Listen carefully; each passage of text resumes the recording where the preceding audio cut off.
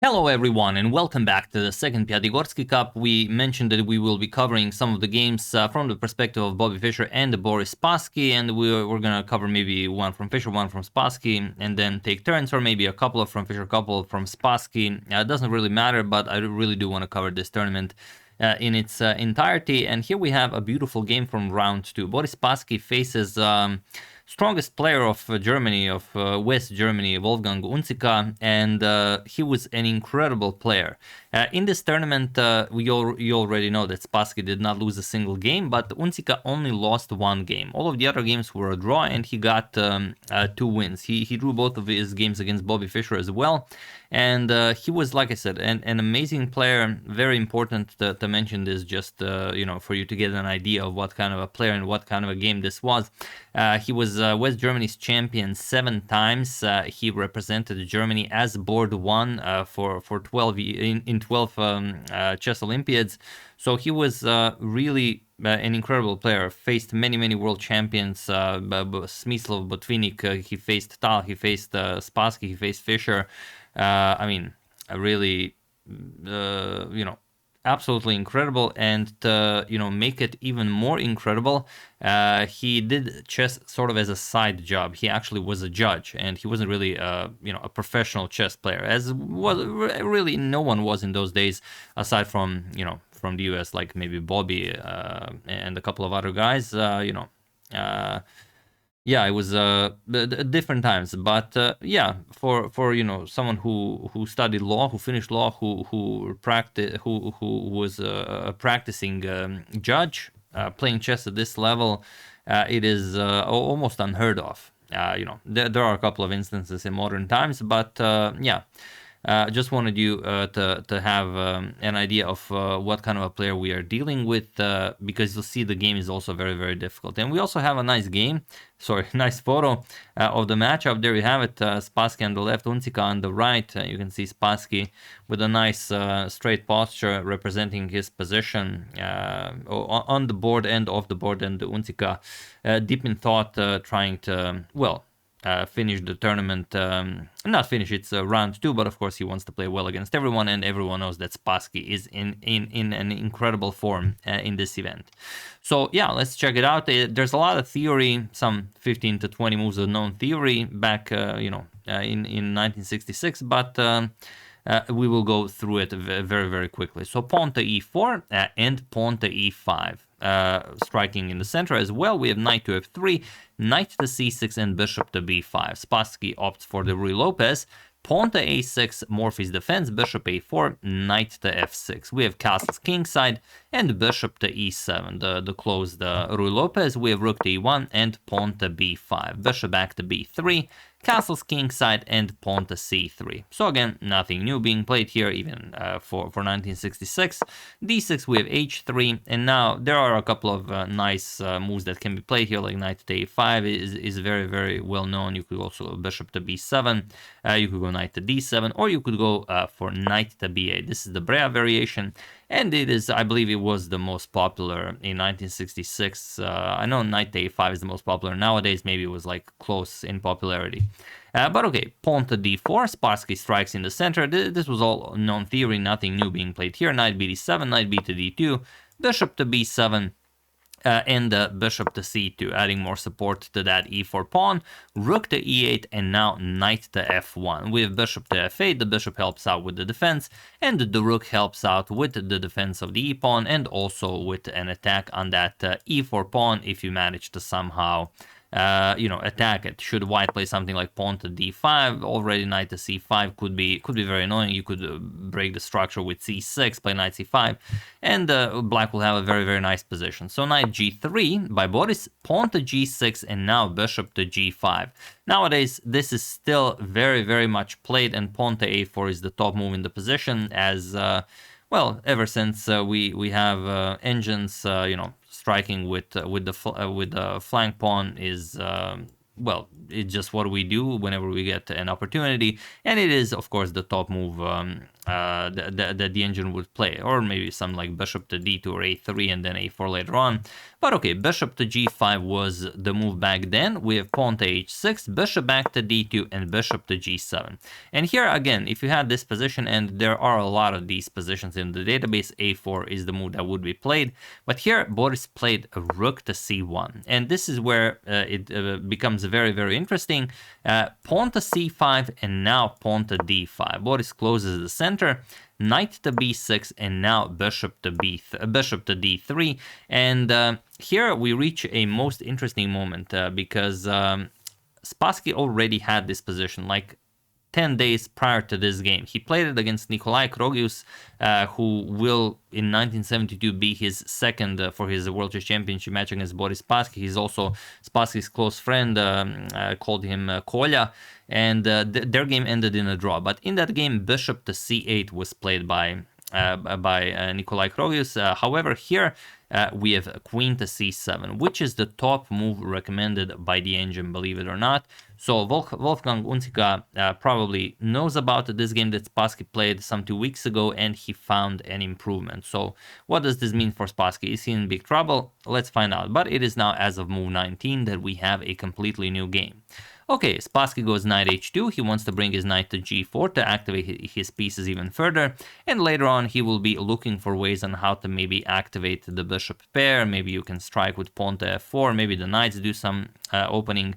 We'll see what happens. We have knight to a4, putting pressure on the b2 pawn. Definitely makes sense. Even if you play b3, the knight will still come to b2, and Wolfgang will win the bishop pair.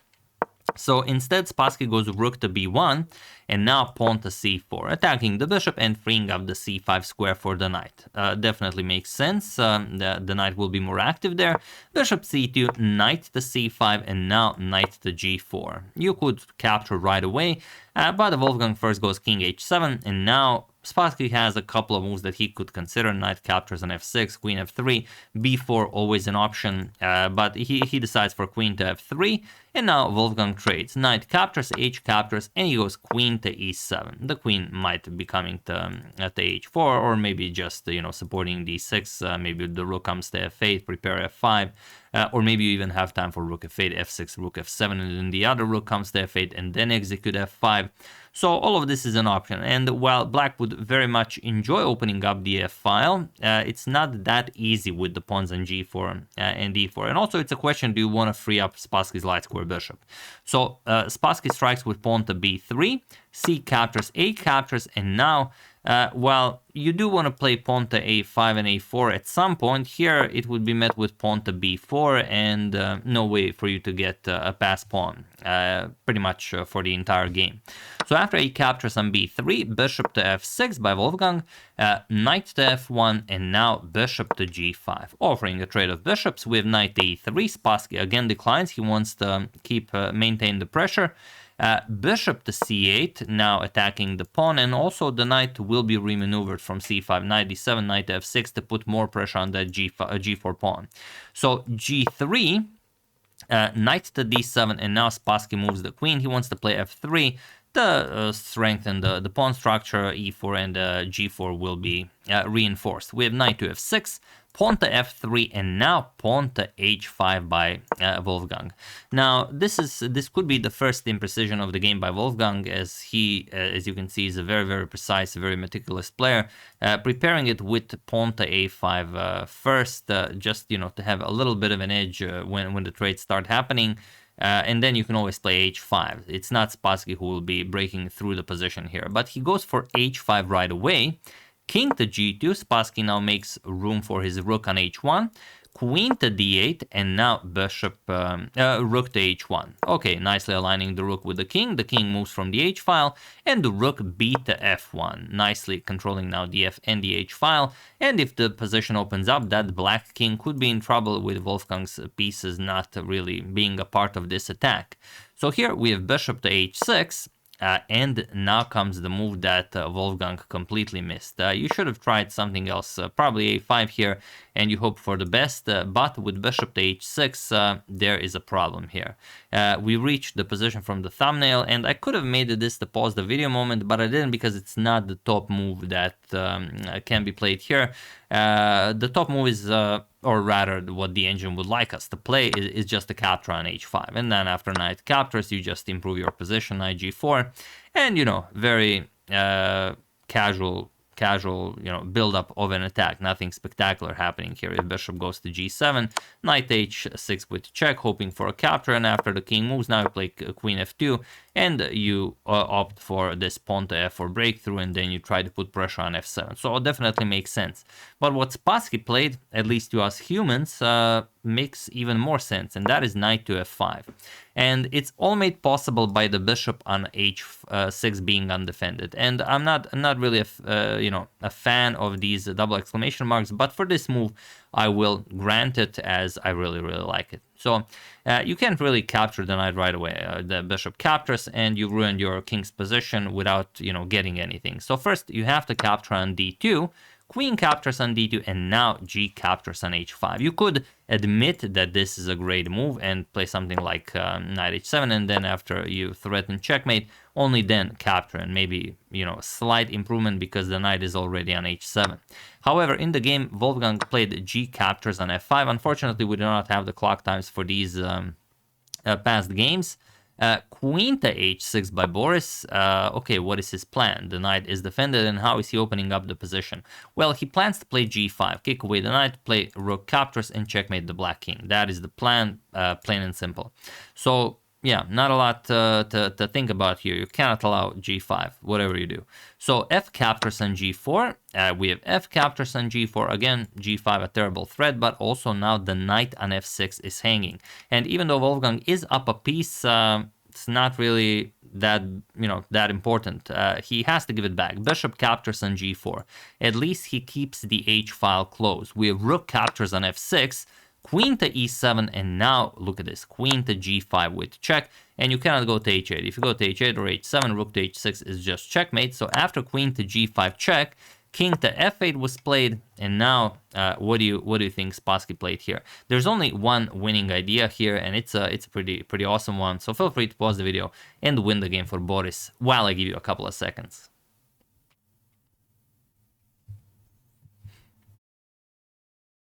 So the move in question is, believe it or not, bishop to d1. You could also start with rook to f1, but it is much weaker than bishop to d1 right away. You will have to, after rook to f1, actually play this bishop to d1 move on the next move if you want to make it work, but then black will have more time to recover. So bishop to d1 is just incredible. And what's even more incredible is that you had to find it now. Boris had to find it before he played knight to f5, because if there's no bishop to d1, this simply doesn't work. So bishop, you have to capture it. If you don't capture, bishop captures, pawn captures, and rook to h8 will be checkmate. So bishop captures on d1, rook captures on d1, and at least now the rook is away from the h file. So maybe Wolfgang can create some sort of a defense, but there's just no time. Boris can spend all the time in the world. He has time to bring the rook back, capture on h5, and deliver checkmate. So maybe Wolfgang can escape with his king. He plays rook e to c8, maybe tries to hide his king, but now Spassky just goes rook d to f1. There's no need to go for rook to h1. And yeah, what do you play here? In the game, rook captures on c3 was played, but even if you try running away right away, still just queen captures on h5, and you cannot escape. If you go to d7, rook captures on f7, wins the black queen, and if you try going up the board, again, rook captures on f7, and that's it. There's no square for the black queen. If you go here, just a nice queen to g5 check, and the king has no squares. You're going to have to give up the queen, and this is now checkmate. So that's why after rook d to f1, one last attempt, rook captures on c3, and now comes queen captures on h5. Adding another attacker here.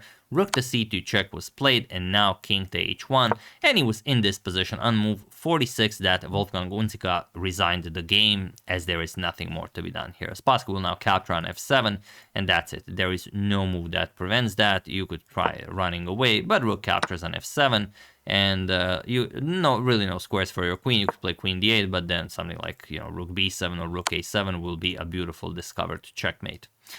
So yeah, beautiful stuff by Boris Spassky in round 2 of the second Piatigorsky Cup 1966 against a most formidable opponent, Wolfgang Unzicker. Like I said, in the end, Unzicker got 4th place. Which is, in this competition, just incredible. Only lost this game to Boris Spassky and no other games. He won 2 games, but all the others were a draw.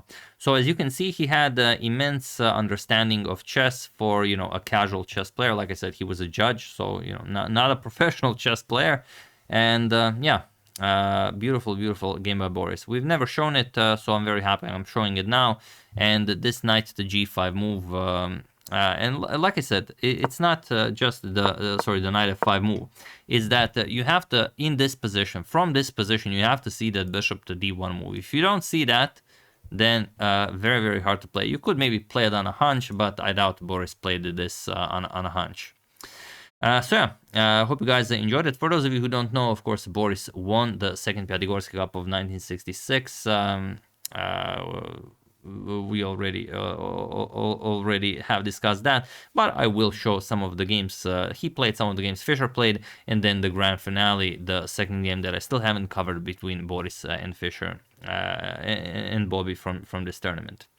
So yeah, a really nice game. Hope you guys enjoyed it. I would like to thank Priscilla Woodley, Gerhard Homer, David Gasparian, Feral Gerald, and Mike Manson for a contribution to my channel. Thank you a lot, I really appreciate it. As usual, you can check 2 of my previous videos here. Thank you for watching, and I will see you soon, continuing to check up on your wonderful suggestions and whatever else happens in the chess world. So thank you all, I will see you soon, and have an excellent rest of your day. And I created a playlist of all of the games I've ever covered from Boris, so if you want to check out more, first link in the description below. See you soon.